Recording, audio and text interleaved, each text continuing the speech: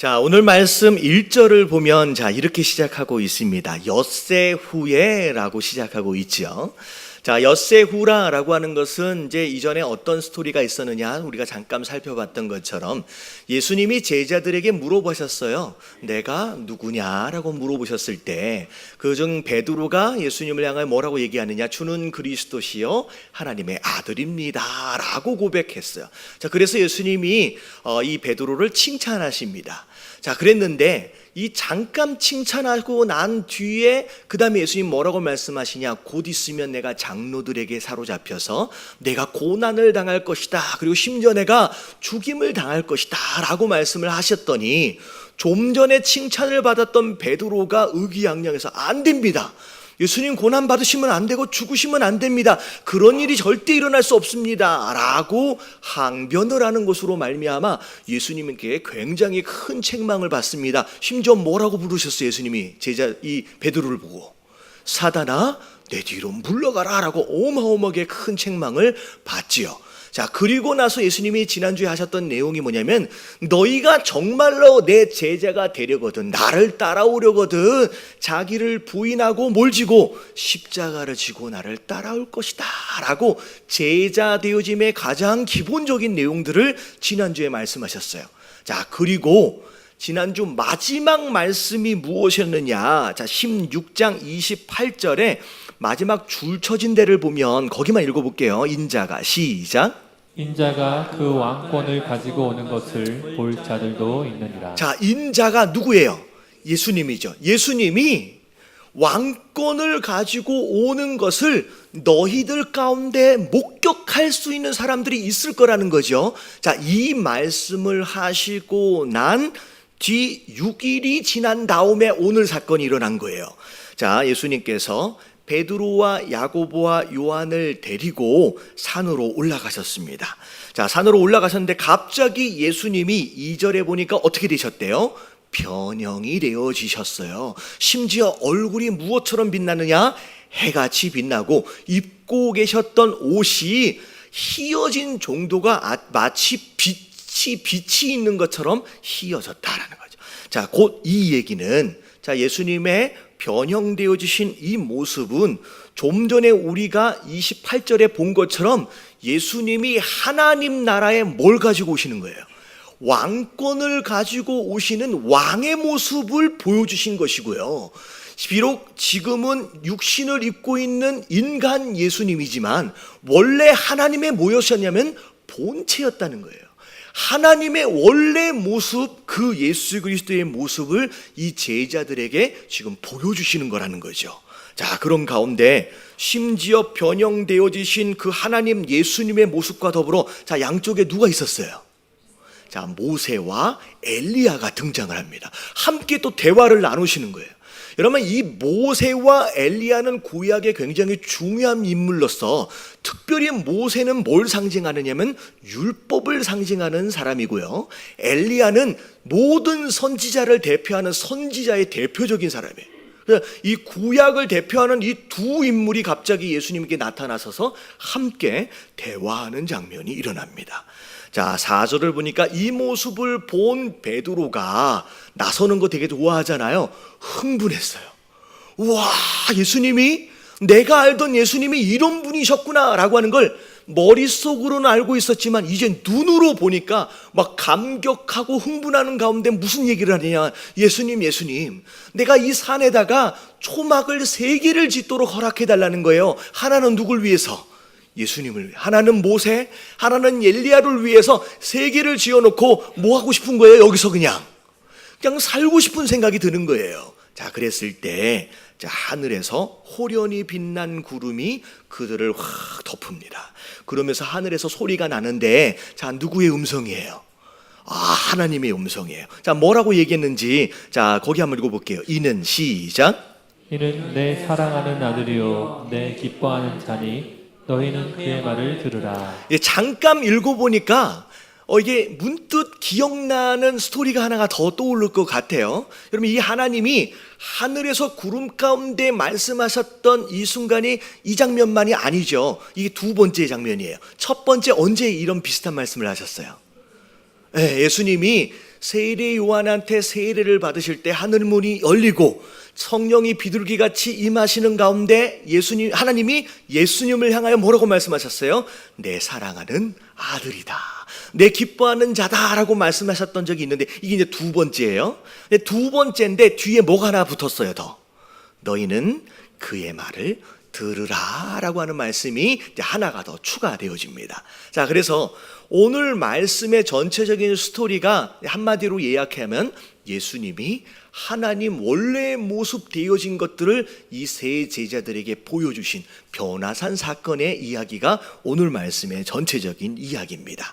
자, 이 스토리를 가지고 제가 오늘뿐만 아니라 한 몇 주 정도를 함께 깊게 은혜를 좀 나누려고 하는데, 자, 오늘 말씀 가운데 특별히 1절을 읽어 내려가다 보니까 하나님께서 저에게 주신 감동이 있었어요. 그래서 자, 1절을 통하여서 하나님께서 주시는 은혜 말씀이 뭔지 한번 살펴보도록 하겠습니다. 자, 1번 같이 한번 읽어볼게요. 다 같이 시작. 영적인 은혜와 축복을 사모하는 성도가 되자. 자, 영적인 은혜와 축복을 사모하는 성도가 되자. 제가 이 말씀을 준비하면서 1절을 쭉 내려가다 보니까 예수님께서 높은 산에 올라가시는데, 자, 예수님이 올라가서 그런 모습을 보여주실지 미리 알고 올라가신 거예요. 근데 올라가실 때에 일반적으로 제자들이 함께 예수님을 따라다녔는데 몇 명이서 따라다녔어요?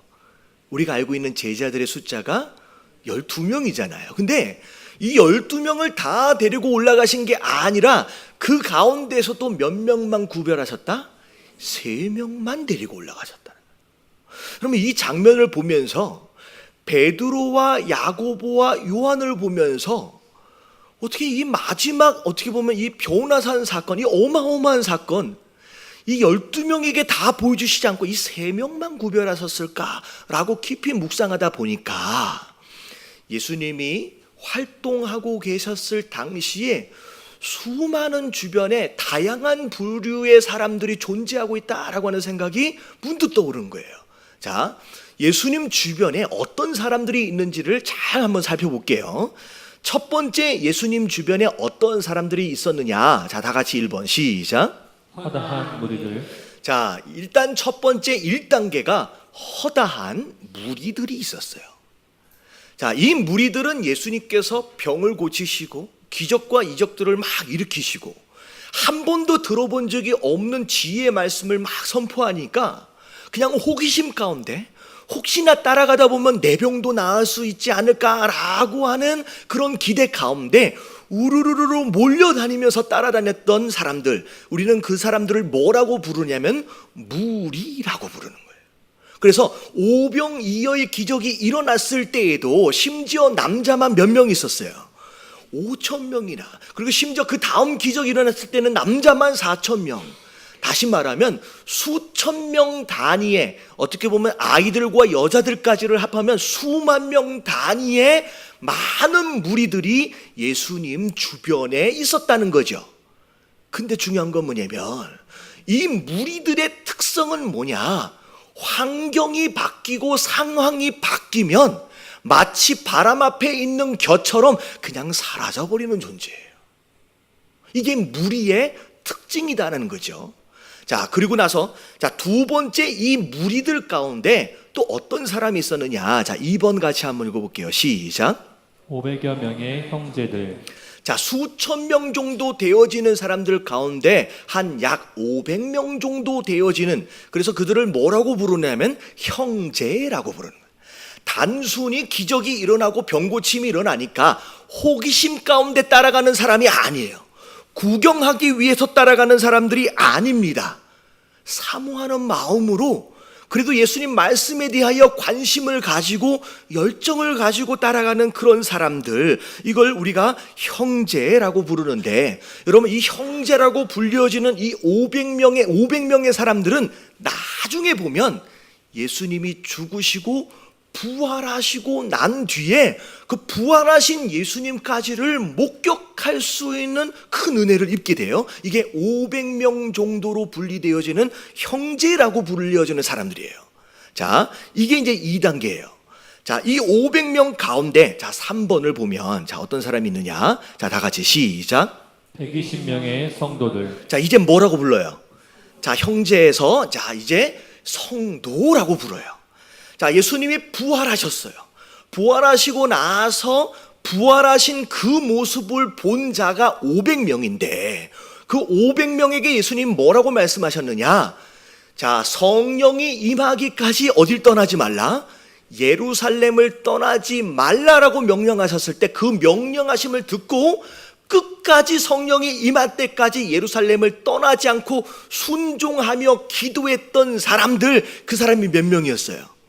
자, 120명. 이들을 뭐라고 부르냐면 성도라고 부르고, 이 120명이 예루살렘 교회를 처음 세우게 되는 개척 멤버들이 되어진다는 거예요. 자, 그 가운데 자, 좀 더 좁혀 갈게요. 자, 성도의 수준에서 조금 더 좁혀지면 자, 4번. 자, 다 같이 한번 읽어볼게요. 시작. 70인의 제자들. 자, 이제 뭐라고 불러요? 제자라고 불려주는 사람이에요. 자, 이 제자라고 불려주는 이 사람들은 단순히 예배를 참석하고 은혜를 받는 정도에 머물러 있는 사람들이 아니에요. 여러분, 이 사람들은 받은 은혜를 가지고 내가 무엇을 해야 할지를 알고 조금이나마 예수님께서 하시는 일에 참여하는 자들입니다. 그래서 예수님이 사역하실 당시에 이 70명들을 모아셔서 전도하는데 이제 파송하는 일, 거기에 참여했던 사람들이 이 제자가 되지요.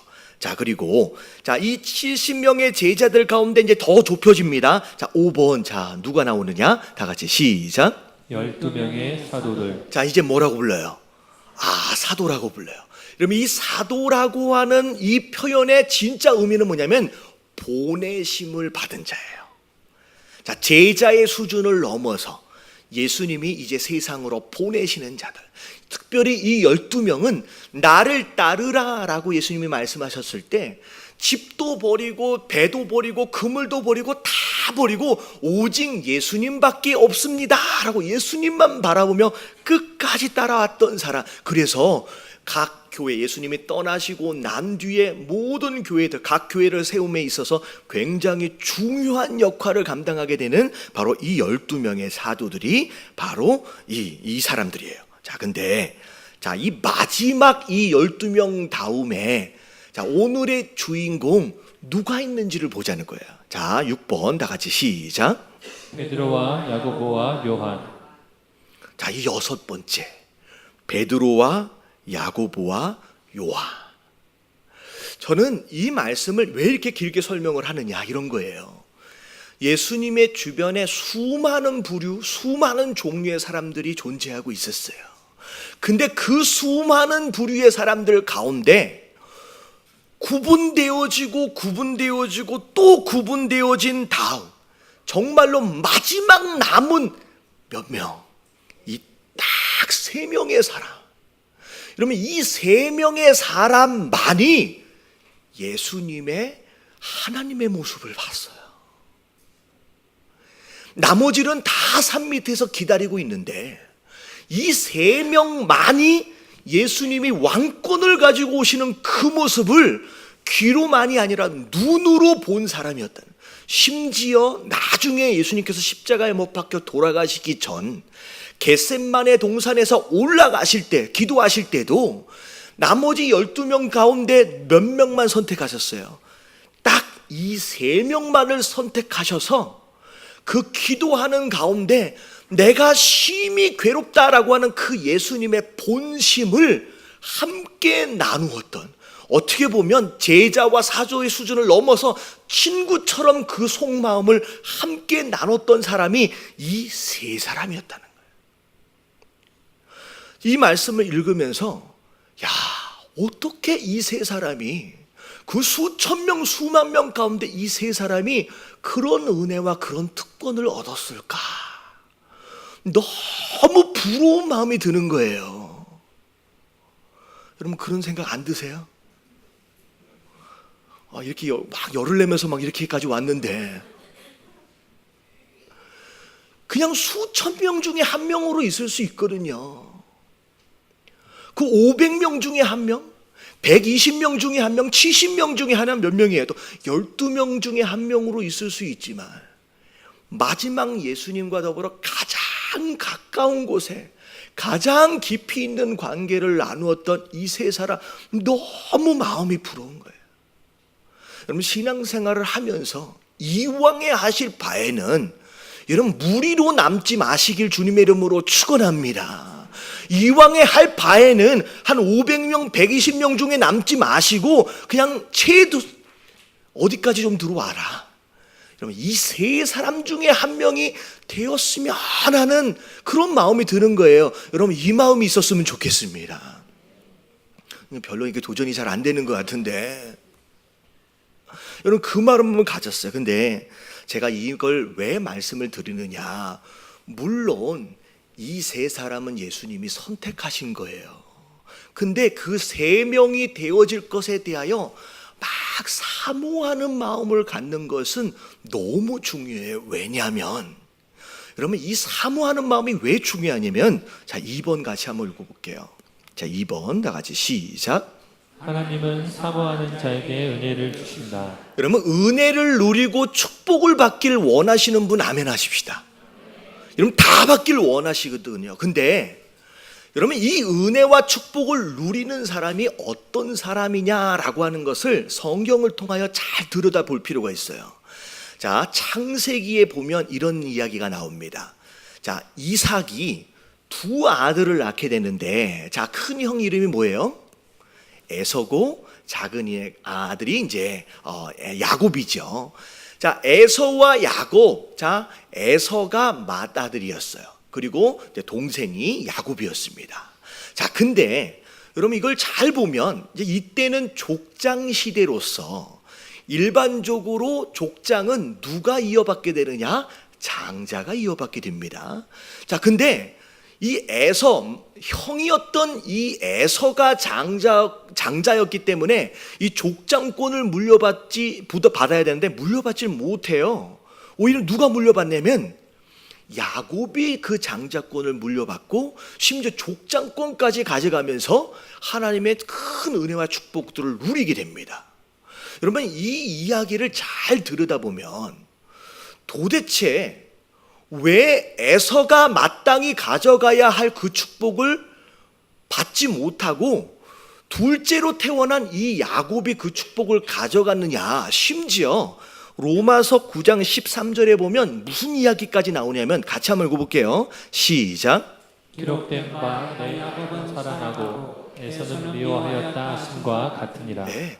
장자권, 족장권도 가져가지 못했을 뿐만 아니라 하나님은 에서를 향하여 내가 그를 뭐 한다라고 얘기하고 있어요? 미워한대요. 그리고 야곱을 내가 사랑한대요. 저는 이 말씀을 읽으면서 도대체 에서가 뭘 그렇게 잘못했길래, 무슨 큰 죄를 지었길래 하나님이 미워하는 사람이 되어버렸을까? 도대체 야곱은 뭘 그렇게 잘했길래 사랑받는 사람이 되었을까? 제가 곰곰이 말씀을 묵상하고 살펴보는데, 자, 에서가 큰 죄를 지은 적이 없어요. 뭔 큰 실수를 한 적이 없어요. 근데 딱 한 가지 에서의 문제가 무엇이었느냐? 자, 하나님께서 나면서부터 주신 장자권이 있었는데, 그러면 이 장자권을 이 에서는 굉장히 가볍게 여겼습니다. 별것이 아닌 것처럼 생각했어요. 장차 내가 족장이 되어지는 가운데 하나님께서 아브라함과 하신 그 언약을 이어받아서 그 하나님 나라를 세워감에 있어서 어마어마한 역할을 감당하고 그 축복을 누리게 될 것이다 라고 하는 이 족장권에 대하여 아주 가볍게 생각했어요. 그래서 심지어 사냥을 하는 사람이었어요. 밖에서 열심히 사냥을 하다가 돌아왔는데 배가 고팠어. 그런 가운데 자, 집에 와 보니까 동생 야곱이 뭘 끓이고 있어요? 팥죽을 끓이고 있는 거예요. 배가 고프니까 좀 달라, 내가 지금 배가 고파 죽겠다 라고 얘기하니까 야곱이 뭐라 그러냐? 형, 오늘부터 내가 형 되게 해주세요. 나를 형이라고 불러달라는 거야. 그러면 내가 이 팥죽 한 그릇 주겠다는 거예요. 이게 되게 어이없는 이야기지만 여기에서 에서가 뭐라고 얘기하느냐, 내가 지금 굶어 죽게 생겼는데 내가 장자든 족장이든 그게 뭐가 중요하냐는 거예요. 그냥 그래서 그 장자권을 이 팥죽 한 그릇에 팔아버립니다.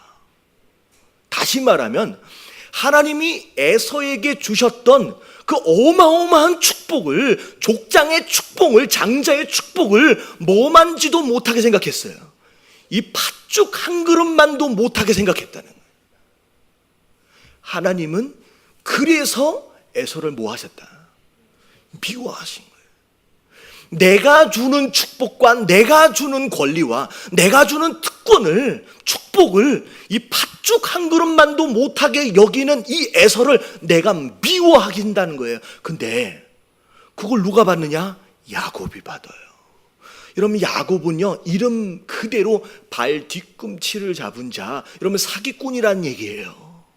여러분, 꼼수 쓰기의 달인입니다. 여러분, 이 사람은 별로 질이 좋은 사람이 아니에요. 자기가 원하는 것을 위해서는 이렇게 저렇게 꼼수 쓰고 속임수 쓰는 사람이에요. 근데 하나님은 야곱을 사랑하시기로 작정하셨어요. 뭐 때문에? 비록 나는 장자로 태어나진 않았지만 하나님이 주시는 그 자리, 장자의 자리, 그 족장의 자리, 그 사명을 감당하는 그 축복의 자리를 정말로 귀하게 생각해서, 그래서 어떻게 해서든 내가 그것을 얻어야 되겠다, 내가 그것을 누려야 되겠다, 그 사모하는 마음, 그것 때문에 하나님께서 야곱을 뭐 하시기로 작정하셨어요? 축복하시고 사랑하시기로 작정하셨어요. 여러분, 하나님이 은혜를 주시는 사람, 축복을 주시는 사람은요, 뭐 능력이 있고 재능이 있고 탁월함이 있고, 여러분 그런 사람이 아니에요. 무슨 누구에게 은혜와 축복을 허락하시느냐? 하나님, 내게는 그 은혜가 너무 소중합니다. 내게는 그 축복이 너무 소중합니다. 하나님 쓰임 받는 게 너무 중요합니다 라고 사모하는 그 마음을 가진 사람을 하나님께서 축복하시는 줄로 믿습니다. 그래서 오늘 말씀 이 세 사람이 너무 중요합니다. 여러분, 부러워할 줄 아는 사람이 여러분 정상이에요. 여러분, 그 사람이 축복을 받는 거예요. 여러분, 깨달아지시길 주님의 이름으로 축원합니다. 자, 조금 더 말씀드릴게요. 여러분, 정말로 구약 성수를 보면 특별히 하나님께서 작정을 하시고 내가 축복을 할게 라고 특별히 사랑을 받은 사람 한 명을 뽑자라고 한다면 누가 생각이 나요? 좀 생각을 좀 해보세요. 그냥 내가 알아서 얘기해 주겠지라고 기다리지 마시고, 구약 성경 가운데 하나님의 특별한 사랑을 받았던 사람 누가 생각이 나요? 다윗이 특별히 하나님 앞에 사랑받았어요. 여러분, 다윗은요 완전한 사람이 아니었어요. 얼마나 큰 죄를 지었어요. 이건 입에 담기도 부끄러울 만한 그런 죄를 지었을 뿐만 아니라 실수도 많이 하게 됩니다. 연약함이 많았어요. 그럼에도 불구하고 마치 다윗은 하나님이 찍어놓은 것처럼 특별하게 사랑을 허락하시고, 심지어 하나님 뭐라고 말씀하시냐? 내 마음에 합한 자다라고까지. 그래서 구약 성경을 쭉 읽어다 보면 좋은 왕과 나쁜 왕의 기준이 누구냐면요, 다윗이었어요. 다윗은 완전한 사람이 아닌데 다윗이 기준이었어요. 그래서 어떤 왕이 잘했으면 누구처럼? 다윗처럼 좋은 왕이었다라고 얘기하고요, 어떤 왕이 나쁜 왕이었으면 누구처럼? 다윗과 같이 못했다라고 얘기할 정도로 선한 왕, 하나님 마음에 드는 왕의 기준이 다윗이었어요. 그럼 다윗은 어떠했길래 이런 축복을 받았느냐? 그럼 다윗이 쓴 시를 보면, 자, 시편 42편 1절부터 2절까지 같이 한번 읽어볼게요. 시작. 하나님이여, 사슴이 시냇물을 찾기에 갈급함 같이 내 영혼이 주를 찾기에 갈급하니이다. 내 영혼이 하나님 곧 살아계시는 하나님을 갈망하나니 내가 어느 때에 나아가서 하나님의 얼굴을 배울까? 자, 다윗이 얼마나 하나님을 사모하고 갈망했으면요, 뭐라고 얘기하느냐면 사슴이 시냇물을 찾기에 갈급함 같이라고 얘기했어요. 여러분 이 표현은 여러분 사슴의 이렇게 생리학적 구조를 알면 조금 더 은혜가 됩니다. 제가 이제 목에 약간 문제가 있어요. 그래서 제가 말을 많이 하면 목이 금방 말라서 기침이 나오면 한 번 기침이 나오면 이게 컨트롤이 안 돼요. 그래서 제가 중간중간 계속 물을 마시는데 제가 이런 물을 마시면서 이 의미가 더 마음에 와닿는 게 뭐냐면 그러면 사슴은 목구멍이 일반적인 동물의 목구멍하고 구조가 좀 달라요. 특별히 이 목구멍의 목구멍의 이 벽 자체가 마치 셀로판지처럼 굉장히 얇습니다. 그래서 여러분 옛날 과학 시간에 셀로판지 뭔지 아시잖아요. 이 셀로판지를 물에 적셔가지고 붙인 다음에 나중에 마른 다음에 떼려면 어떻게 돼요? 이게 찢어져 버려요. 사슴의 목구멍이 딱 그렇게 생겼어요. 그래서 목이 항상 적셔져 있는 상태로 있지 않으면요, 잘못하다가 붙어버리면 그걸로 그냥 죽는 거예요. 그래서 사슴이 시냇물을 찾는다라고 하는 것은 여러분 시냇물 주변에는 사슴을 잡아먹는 천적들이 항상 도사리고 있어요. 근데 비록 내 목숨이 위험해진다라고 할지라도 이 사슴은 무조건 시냇물에 가가지고 한 모금을 마시고 와야 되는 거예요. 왜냐하면 가서 그 한 모금을 안 마시면 어떻게 돼요? 그냥 목 말라 죽는 거예요. 진짜 목이 말라 죽는 거예요. 그러니까 이 목이 말라서 죽을 바에야 어떻게 하고 가는 거예요? 목숨을 걸고 그 한 모금을 먹기 위해서 발발발발 떨면서 그 한 모금을 먹고 도망치는 거예요. 이게 지금 다윗의 마음이라는 거예요. 하나님, 내가 하나님을 향하여 사모하는 마음, 갈망하는 마음이 적당히 오늘 아니면 내일 가면 되지 이런 얘기가 아니라 내가 오늘 하나님을 못 만나면, 내가 하나님께 은혜를 못 입으면 나는 어떻게 된다 지금? 목말라 죽는 그 사슴의 처지입니다 라고 하는 걸 고백하고 있다는 거예요.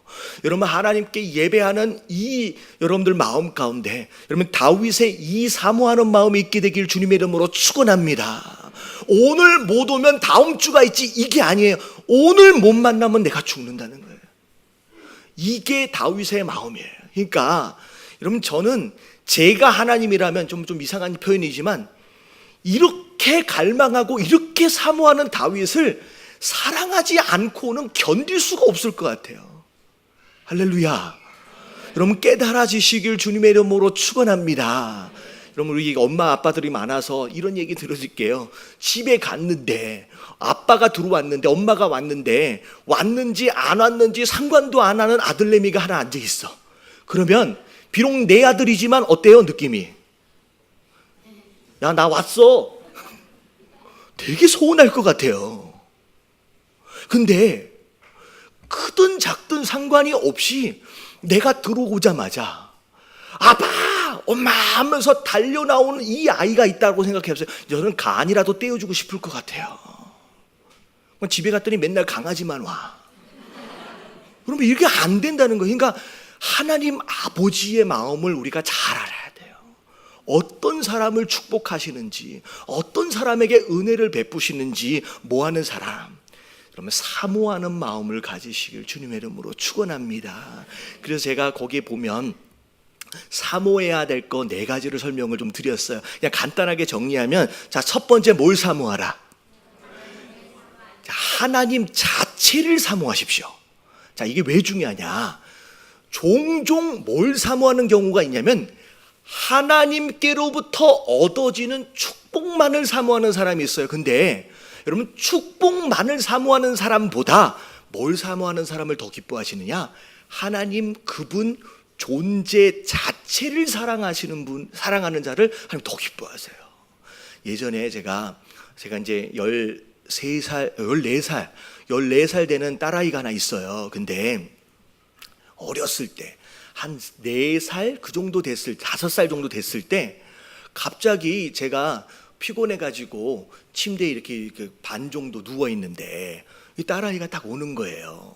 그러면 아빠 하고 오잖아요. 그러면 이제 왜? 라고 물어봐. 그러면 딸아이가 뭐라 그랬을 것 같아요? 아니 그냥 아빠랑 있고 싶어서, 근데 이 여자 이야기는 그냥 고지고대로 그냥 믿으면 안 돼요. 한 번 더 물어봐야 돼. 너 원하는 게 뭐가 있냐? What do you want? 하고 물어봤어요. 근데 얘가 진짜 다른 게 원하는 게 없대. 그냥 아빠 옆에 있으려고 그냥 온 거예요.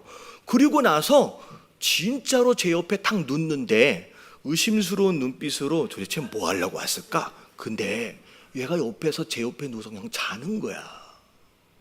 근데 그 모습을 보면서 무엇인가를 원하는 게 있을 수 있겠죠. 근데 아무것도 원하는 게 없이 그냥 얘는 뭘 원한 거예요? 그냥 아빠랑 함께 있는 걸 원해. 그 모습을 보면서 내가 얘를 위해서는 다 떼어줄 수 있겠구나라고 하는 마음이 들더라고요.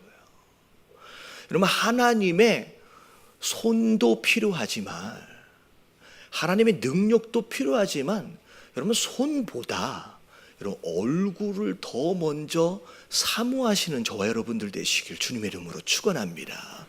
그러면요 다 주시는 거예요. 그 하나님의 마음을 알았으면 좋겠습니다. 그래서 첫 번째는 다른 것도 중요하지만 하나님 그분 자체를 사모하십시오. 자, 두 번째, 자 2번 같이 한번 읽어볼게요. 시작. 예배를 사모하는 자가 되자. 벌써 주일이 됐네. 또 가야지. 여러분, 그게 아니라 도대체 주일은 왜 일주일에 한 번밖에 없을까? 또 말씀을 듣고 싶은데 여러분 이런 마음이 있었으면 좋겠습니다. 할렐루야. 그래서 저희 교회는 말씀을 지금 이어가잖아요. 다음 주에 도대체 뭔 말씀이 있을까 궁금하도록 좀 만들려고 애를 쓰는데 다음 주도 이제 궁금해지죠? 아닌가? 그런 거예요. 도대체 이 예배 예담교회는 보통 12시면 예배가 끝날 때가 된 거예요. 근데 12시 15분이 됐는데도 안 끝날 기미가 안 보여. 왜 이놈의 예배는 이렇게 긴가? 이런 게 아니라 벌써 예배가 끝났어. 여러분 이렇게 되어주시길 주님의 이름으로 축원합니다. 예배를 사모하는. 그래서 다윗이 시편 27편 4절을 보면 자 한번 읽어볼게요. 시작. 내가 얻게 바라는 한 가지 일 그것을 구하리니 곧 내가 내 평생에 여호와의 집에 살면서 여호와의 아름다움을 바라보며 그의 성전에서 사모하는 그것이라. 자, 이렇게 시작해요. 내가 여호와께 바라는 한 가지 일이라고 나와요. 여러분 이 표현은 어떻게 생각하시면 되냐면 그 옛날 동화책에 아라비안 나이트에 보면 그거 나오잖아요. 요술램프 지니. 이게 막 문지르면 지니가 팍 나와가지고 뭐라 그래요? 소원을 얘기하라고. 근데 보통 소원을 얘기하라 그러면 꼭 몇 가지 들어준대요. 이 3가지 들어준대요.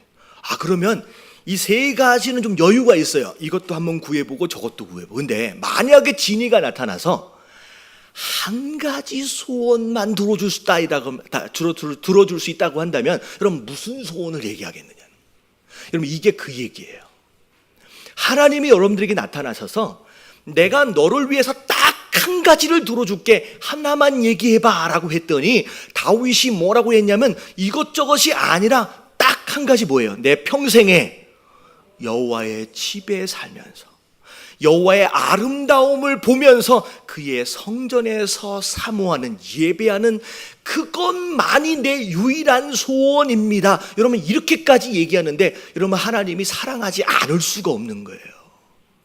세상의 그 어떤 부귀 영화보다도 그 어떤 강력한 능력보다도 나는 누구만 있으면 된다. 하나님 당신 한 분만 있으면 됩니다. 그러면 이게 다윗의 마음이에요. 그리고 여러분 우리가 사모해야 될 게 뭐냐면 3번째 같이 한번 읽어볼게요. 다 같이 시작. 말씀과 능력을 사모하는 자가 되자. 여러분 말씀에 대하여 이것만큼 맛있는 말씀이 어디 있느냐? 하나님 말씀이 내 삶의 능력입니다 라고 고백할 줄 아는.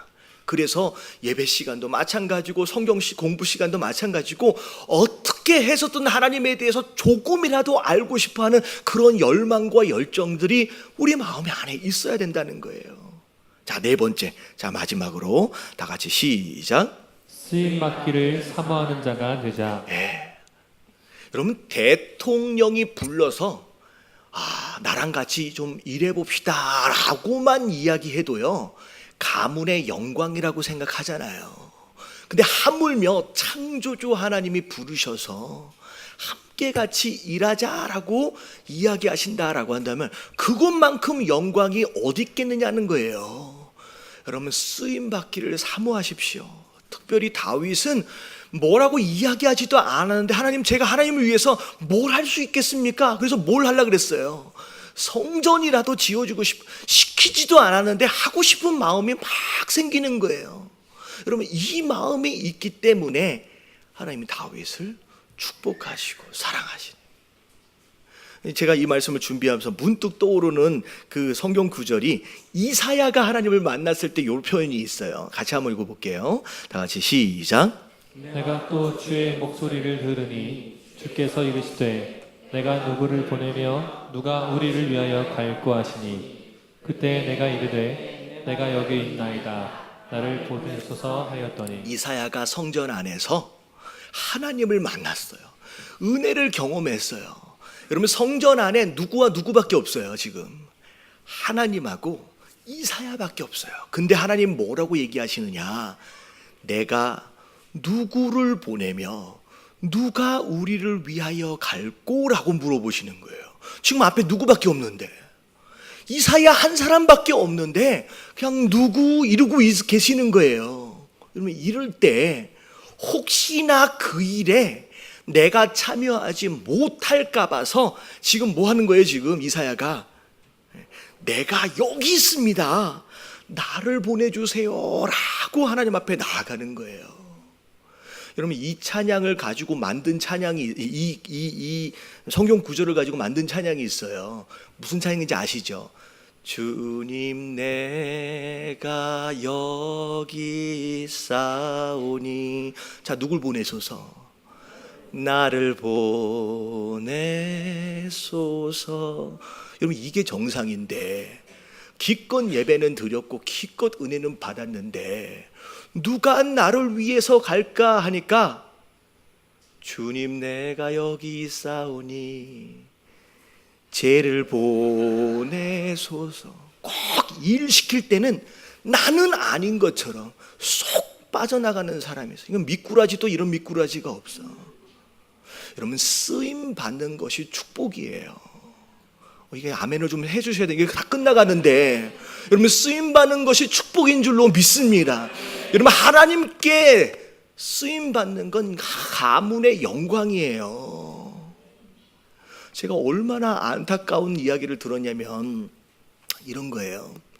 누가 이제 엄마들끼리 이제 아빠들끼리 같이 얘기하는데 내 아들이 이렇게 하더니 내 아들이 이번에 신학교를 가기로 했다고, 목사가 되기로 했다고. 그러니까 옆에 있는 분이 뭐라 그러냐면 와, 정말 감사할 일이래 라고 얘기를 하는. 그냥 집에 가서 내 아들이 아빠, 내가 목사가 되려고 그래. 그러니까 뭐라 그래요? 너 미쳤냐? 여러분, 이게 우리의 현실이에요. 은혜를 받은 것과 그러면 쓰임 받는 것이 왜 점점 분리가 되어져 가느냐는 거예요. 여러분, 내가 은혜를 받은 게 있으면요, 여러분, 내가 합당하게 쓰임 받는 것이 여러분 정말로 영광이고 축복이다라고 하는 거 여러분 깨달아지시길 주님의 이름으로 축원합니다. 제가 한 가지 말씀만 더 드릴게요. 제가 전에 섬기던 교회에 어떤 권사님이 계세요. 나이가 굉장히 많으신데 이분은 무릎도 사실 불편하셔서 걸으시면 약간 기우뚱하게 걸으세요. 그리고 허리가 좀 안 좋으셔가지고 이게 일자로 안 펴지세요. 약간 꾸부정하게 가요. 근데 이분은 예배를 빠지는 날이 없어. 이게 나이가 드시면 점점 아픈 데들도 많아질 텐데, 아니 아프시기도 할 텐데 빠지지를 않아. 근데 그분은 항상 앉는 자리가 두 번째 줄에 자기 자리가 정해져 있는 것처럼 거기 앉으셔. 우리 교인들도 지금 보면 다 정해진 자리가 있는 것처럼 이제 앉아 계시거든요. 근데 거의 빠지지 않고 그 자리를 지키시는 거예요. 근데 나중에 제가 이제 그분에 직접 물어본 게 아니라 들은 거예요. 어떻게 그렇게 하루라도 안 빠지시는지, 그 자리를 끝까지 지키시는지 제가 들으니까 그분이 예배를 처음 들어오면 그 두 번째 주에 딱 앉아서 기도를 먼저 하시고 그 다음에 하시는 얘기 뭐냐면 강대상에 담임 목사님이 마시는 이 물컵을 준비하시는 일을 해요. 근데 그분이 그때 저희가 섬기던 그 교회에 있기 그 전 교회에서부터 거의 20년 동안을 뭐만 하시냐면 이 컵을 준비하는 일을 하셔요. 근데 그분이 하시는 이야기가 뭐냐면 자기는 예배를 빠질 수가 없다는 거예요. 왜냐하면 여러분 그분이 예배를 빠지면 이 위에 물컵을 누가 올려놓을까요? 여러분 그분이 빠진다고 이 위에 물컵이 없는 게 아니에요. 그분이 빠지셔도 이 위에 물컵은 다른 사람을 통하여 또 올려질 거예요. 근데 그분이 뭐냐면 내가 진짜 별것이 아닌 일이지만 내가 그 하루를 빠지면 내가 올려놨던 이 사명을 내가 누군가에게 빼앗겨 버릴 것 같은 마음에 내가 한 하루도 빠질 수가 없다는 거예요. 그걸 지금 20년째 해오고 계시는 거예요. 이걸 뭘로 하시는 거예요? 여러분 사명으로 하시는 거예요.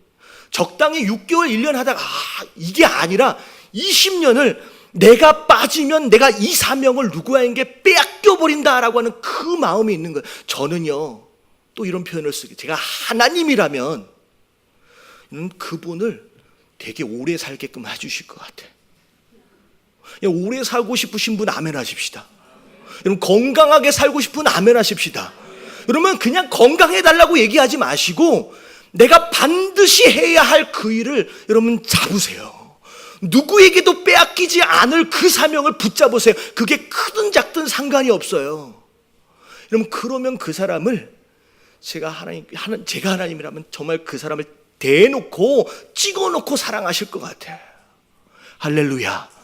여러분 이 말씀을 여러분 하나님의 말씀으로 받으시게 되길 주님의 이름으로 축원합니다.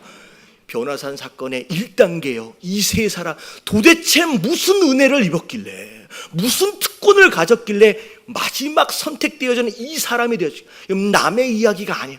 내가 그 세 사람 중에 한 명 되게 하여 주시옵소서.